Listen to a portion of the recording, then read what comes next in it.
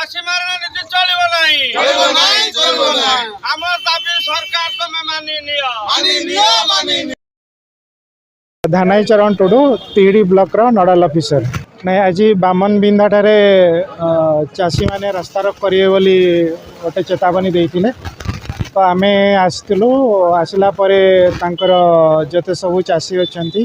Society president secretary अच्छा सहित discussion कलापर जेहेतु बहुत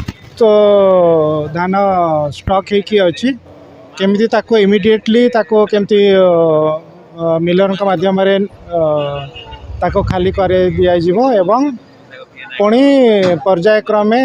जो चाषी मैंने बिक्री करना केमती किणाजी से आलोचना कराला। तो आज जेहेतु बहुत गुड़ा धान अच्छी से अदिति 2टा गाड़ी से देवे आउ गजानन 3टा गाड़ी देवे एवं काली ठारू से 2 जन गोटे गोटे 12 चकिया किंबा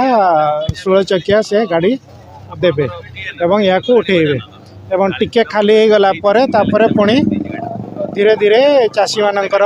जो मैंने बिक्री करना किणा एवं से धान भी उठा तो यही मंडी रे ही 13,000 क्विंटाल पाखापाखि माने स्टॉक अच्छी आम सहित तिहिडी ब्लॉक गोष्ठी यूनियन अधिकारी अच्छा तिहिडी तहसिल तहसिलदार अच्छा आईआईसी मैडम अच्छा एवं अन्य समस्त ब्लॉक स्तरीय अधिकारी अच्छा। हाँ आंदोलन स्थगित रहा। मुआमनबिंधा सेवा समवाय समितिर सभापति राजेंद्र दास आमर चाषी मैंने आज जो रास्ता रोक माने नहीं पदक्षेप से आमर प्रशासन आसी